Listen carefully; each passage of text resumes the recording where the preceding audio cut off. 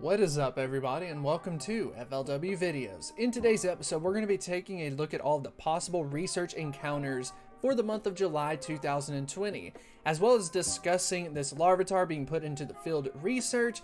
Is it a ripoff? We're going to be talking about why I actually think it is once we get into more detail. We're going to be specifically talking about the different encounters that you want to focus on from a Stardust perspective as well as a value perspective, and trying to focus on which ones you want to kind of highlight the most. Anyways, if you do enjoy this episode and it is helpful, make sure to hit that like button and subscribe. But without further ado, let's go ahead and get into the video.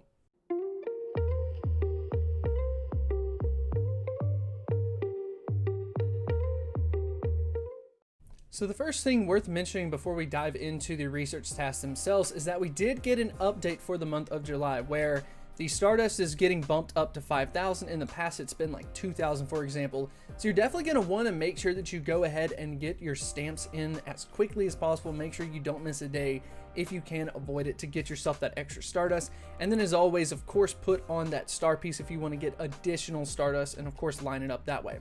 But anyway, as far as Larvitar is concerned, I mean, I honestly think that it's a bit odd to pick it, and we're going to go ahead and jump down to why, and then of course talk about some of those rare Pokemon. After all, this encounter actually is a rare Pokemon on this list, so we've got make 3 excellent throws in a row to get yourself a Larvitar. That's odd to me because you can obtain a Larvitar this way and at the same time get it in the field research. If you can manage to find this task, you can get the exact same thing just every day, multiple times a day if you can find this one. So I think it's a little odd to put a Pokemon in the field research that is obtainable in the research during the exact same month. I don't know. You tell me how that works, Niantic. But anyways, if you can manage to find this one, just note that it is not 3 excellent curveballs in a row. It is a difficult one to get, but at least this way, as far as Larvitar is concerned, it is a fairly difficult Pokemon to obtain, just generally speaking. So make sure you pineapple it and of course get as much candy as possible. So that's going to be one of the rare Pokemon worth highlighting. But anyways, if we go ahead and scroll up to the top, I think another one worth mentioning is Dratini. So Dratini candy can kind of be somewhat hard to come by. Maybe you got a ton from the past community day, but if you haven't, it can be difficult. It really is unfortunate that it is catch a dragon type Pokemon, so just be on the lookout for anything that's in raids, for example, and hopefully you can do it for free like with just a regular pass and be able to get this Pokemon in particular. But that is one to at least look out for. But at the same time, if you end up getting it and you never see dragon type Pokemon, it's not worth obtaining. Even though it is a great Pokemon to get, you'd simply just be stuck with it for a long period of time, taking up a slot. Anyways, if we go ahead and move into the next Pokemon, I think that is of worth noting, it's going to be a Groppler. And for this, it's actually going to be focused on the Stardust perspective. So you're going to have to catch 3 Rock-type Pokemon to get yourself a Groppler. Groppler is a middle evolution Pokemon, which means it will get 300 Stardust right off the bat. And the reason why I like going for these types of Pokemon is because I like to put it into my research stack, and then on a community day where we get a ×3 Stardust, I try to have as many middle evolution Pokemon, if not the highest evolution Pokemon, whatever's available, right? Put into the stack. That way you can get even more Stardust, which is so crazy. So Groppler is on my list for Pokemon to absolutely focus on.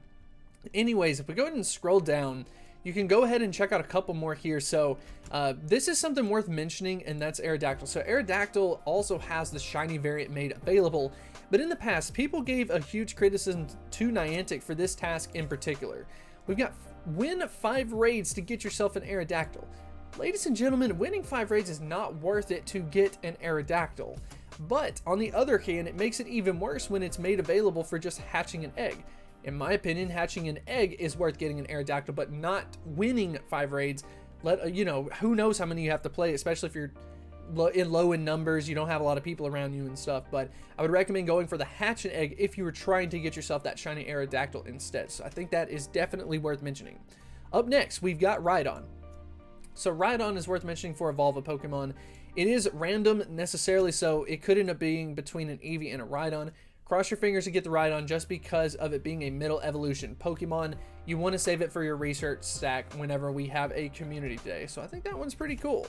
Anyways, if we go ahead and scroll down a little bit further, I think honestly there's probably one more Pokemon worth mentioning on this list that is interesting, at least from the PvP side, and that is earn 3 candies walking with your buddy to obtain a Stunfisk. If you run into this situation, you may want to go ahead and switch your buddy over to something that only takes 1 kilometer to get a candy for your buddy. Maybe something like a Magikarp, a Geodude. Those are like the classic examples. But Stunfisk is proving to be a very good Pokemon from the PvP side, so that could end up being a good option IV-wise. You would want to get a 10, 15, 15 from the general research task floor IVs. Of course, if you were to trade it, that would be more ideal because you want to get that attack stat as low as possible. But I think that that is definitely worth highlighting. And then, of course, finally, we've got the starter Pokemon of Bulbasaur, Charmander, and then Squirtle. Pretty good as far as candy is concerned. You definitely want to make sure, though, that you have the Community Day exclusive Pokemon on these Pokemon. So, unfortunately, you would have to wait until the end of the year or use an Elite TM. And we all know how rare those are. You definitely want to use it on something else other than these Pokemon, but I think that they are at least worth mentioning. But anyways, I hope you did enjoy this episode. Hopefully it helps you to kind of focus on specific Pokemon for the month of July. I know that I enjoyed looking at it, trying to figure out exactly what I want to focus on, what are some of the best research tasks, especially related to the Stardust, but I would love to know what you plan on focusing on in the comments section below. Are you going for the rare Pokemon, or are you going for the Stardust and then saving it for the Community Day? Anything and everything, let me know in the comment section below, and I will see you next time. Huge shout out to the supporters over at Patreon. If you would like to get exclusive perks, make sure to check out that link in the description, and I will see you next time.